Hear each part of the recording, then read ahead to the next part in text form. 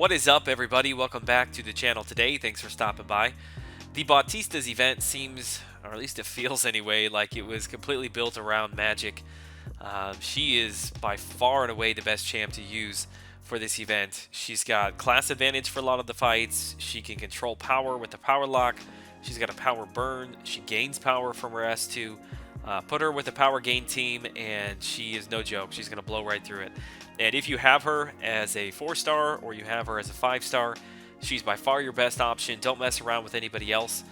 Clear it with her, get your reward set, and then maybe you can go back in and play around with some other characters just for fun later on. But I've had a lot of people ask me, over on Twitter, ask me down in the comment section, hey, if I don't have Magik, what team should I be running in there? What characters should I be focusing on?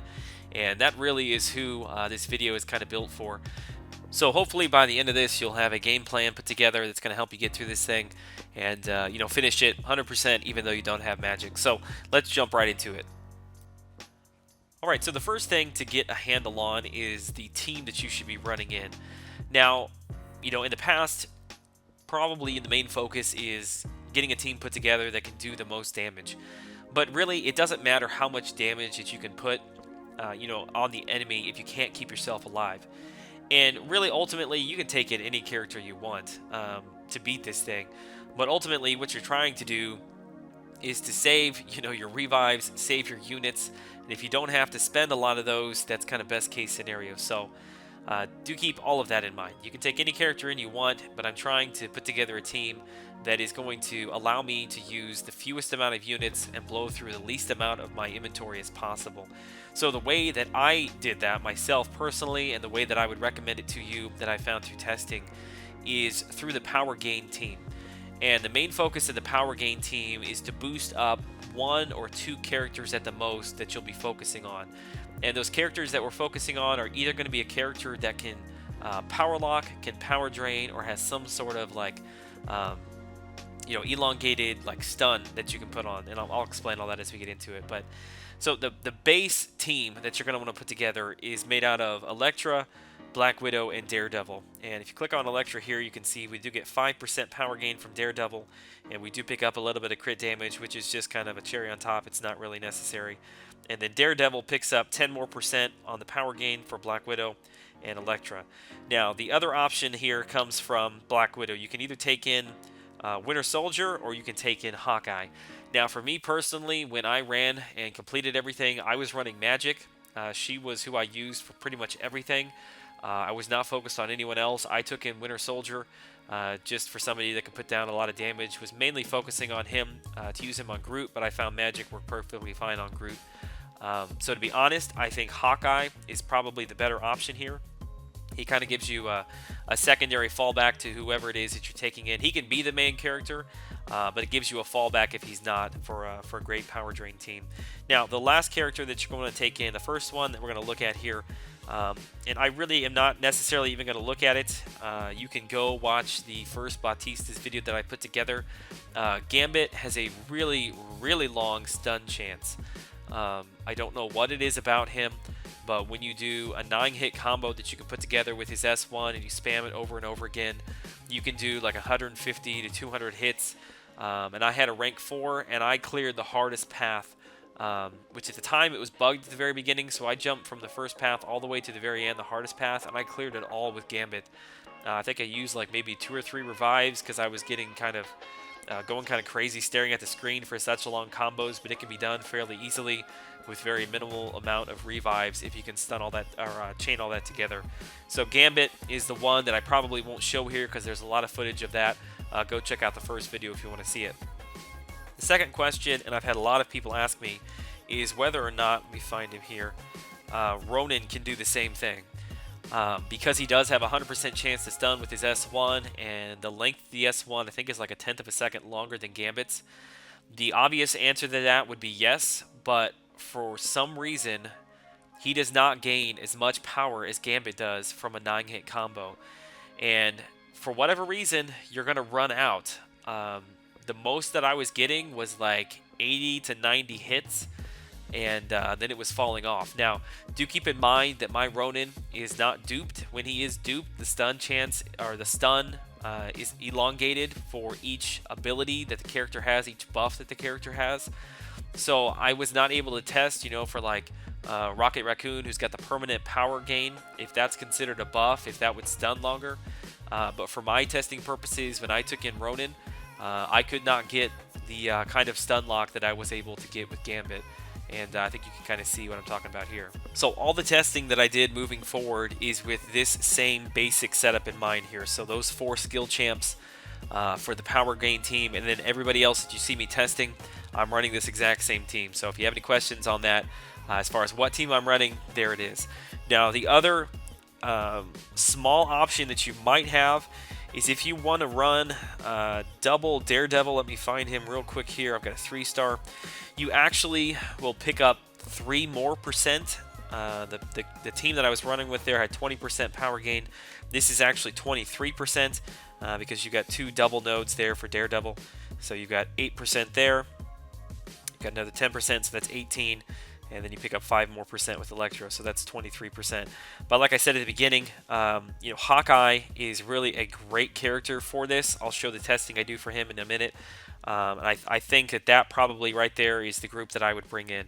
So let's jump over to the first character that I want to look at, and we'll go ahead and we'll cover Hawkeye and show you how he does. So the 5th character that I'm taking in this is Hulk, and the reason I brought him is for the synergy he gains with Black Widow. There's a 25% chance to stun with every special, and I mentioned that because I think you'll see that Hawkeye does stun a couple times with his S1, and that is the reason why. Now, Hawkeye is a very strong character, and I really wish if I could do everything over again that I would have taken him up to rank 5. I got caught a little bit because I pulled Psylocke with 1 rank down ticket left, and I ended up taking down Gambit to push her up to rank 5. And that left me with a classic Black Panther at rank 5, who I just had there for testing purposes, but really wasn't planning on keeping him there.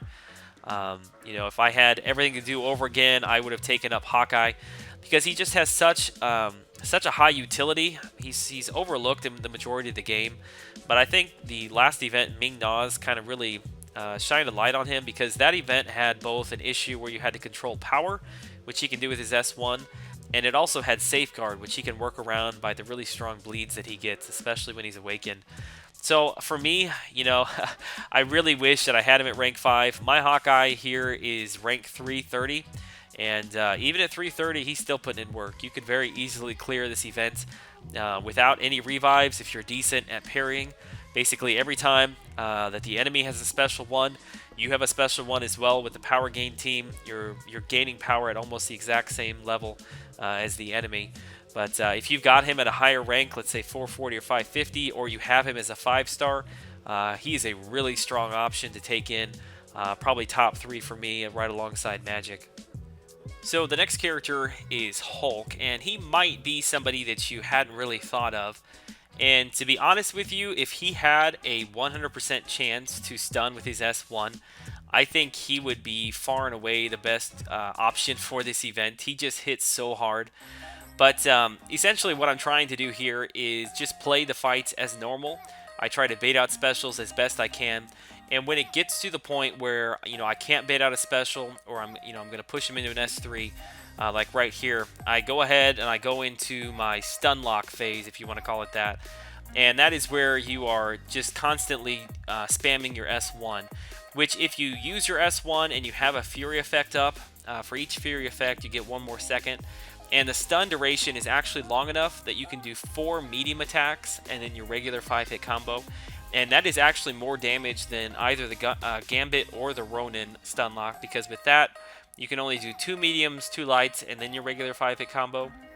So Hulk actually, he hits a lot harder than those 2 characters, but you can actually do 4 mediums and then your 5-hit combo if you have got 1 Fury effect up when you stun. And you'll see here that he hits really hard. He is blowing through these characters. I think I knock Rocket out here, I want to say in like 39 hits, 38, 39 hits, something like that. And just a lot of fun to play with. The issue that you will run into, and I will show it here briefly in the very next fight, is that even with as high a chance as you have to stun with the S1, there will come a point where, and I ran into it many times just within probably 15 fights, where I used my S1 and it did not stun. You'll see it right here. And when that happens, the enemy obviously is going to be at 3 bars of power and you're going to be dead. So just keep that in mind. Hulk is probably one of the fastest characters for clearing the nodes if he's alive, but you're probably going to be using a lot of revives just because you cannot account for the fact that, you know, you're not always going to have the stun.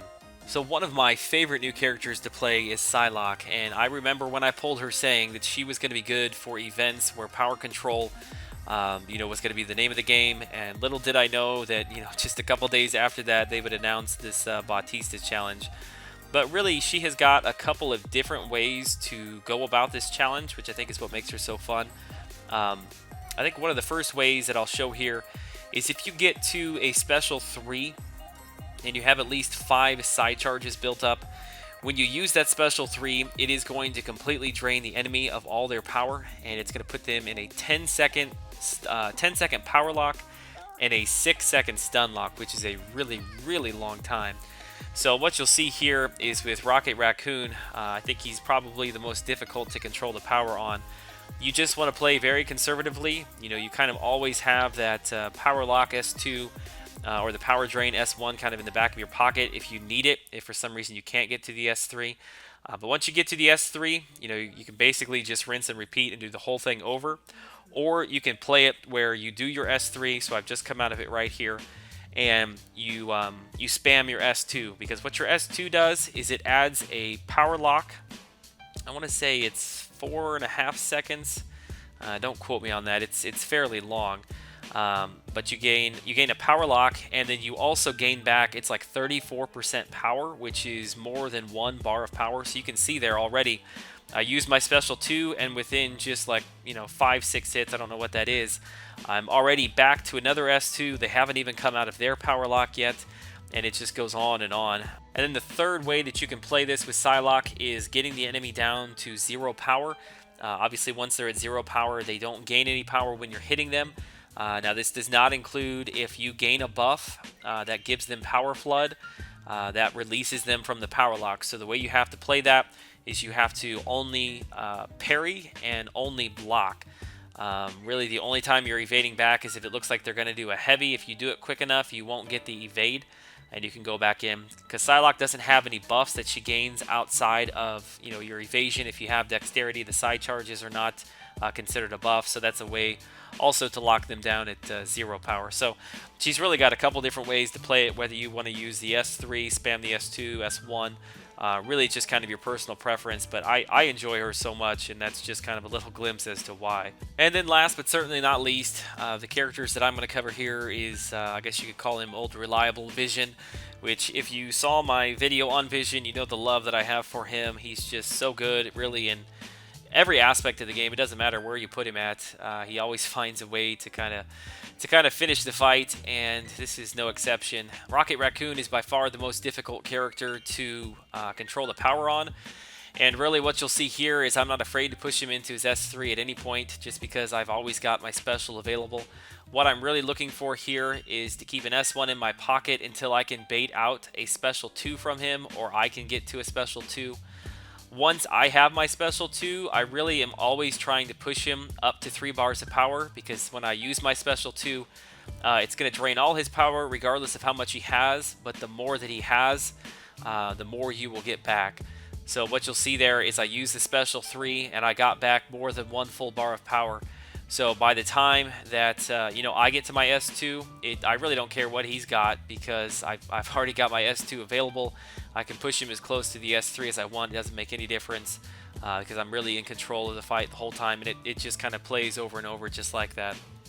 Now, I am in no way saying that these are the only options to beat this event. Obviously, I am missing a couple of key characters that I wish I had as 4 stars to test, namely Dr. Voodoo. I think he's a very strong character for this event, but I don't have him to be able to test, so definitely if you have him, great option there. Ghost Rider, I know Steiny did defeat the event with Ghost Rider. I did pull him this morning as a 4-star, don't have him ranked up, so I didn't have enough time to get him ranked up and to test him, but he may also be an option to you as well. I used Beast. I tested out Beast a little bit with his. Is it the now I can't even remember. I think it's the acrobatic state, the defensive one, where the enemy gains very minimal power when you're hitting him. That is an okay solution, I guess. I don't know. There's just so many better options than Beast. I wouldn't waste my time with him. I tried Winter Soldier with a crit team. Every crit he does, he has a percentage chance to drain the enemy of their power. So my thinking was the more crits, the more drains, which it was to an extent, but it just really wasn't enough to make him a viable option, especially against Rocket Raccoon. Civil Warrior is also a character I tested. His S2 has got a very strong power drain. But his biggest weakness and the problem with him is that he almost always has an armor up that he's getting from blocking or parrying, so that induces the power flood for the enemy, so that makes him not a viable option. And then Scarlet Witch, I did do some testing with her. I think Frojo, maybe a couple other people on YouTube ran with her. I don't know how I feel about her. She's kind of like Hulk. It's just kind of a gamble. If everything lines up perfectly, it's great. If not, you're going to be using a lot of revives. So for my money, if based upon the characters that I have, if I did not have a Magik, I would definitely be bringing in Vision. I think close behind that are Psylocke and Hawkeye. I think really all three of those would be my top three. If I had a Voodoo, I probably would stick him in there as well. But I don't have him as a 4-star, and I don't like to test with 3 stars, so it is what it is. Hopefully, though, there were enough options here that you'll be able to find one that will fit with your roster. If you guys were able to clear, with any of these options I gave, or maybe something I didn't give, I would love to, hear how you did it. That would not only help me, but I can kind of relay that to the community as well. Hopefully help somebody else out who might be struggling with the same thing. So hopefully this was a help to you. Let me know down in the comment section below. Hit me up over on Twitter as well if you have questions. Always happy to help out. All right, guys, as always, thank you for the support. It means a lot. Until the next video, I will see you then. Have a great day.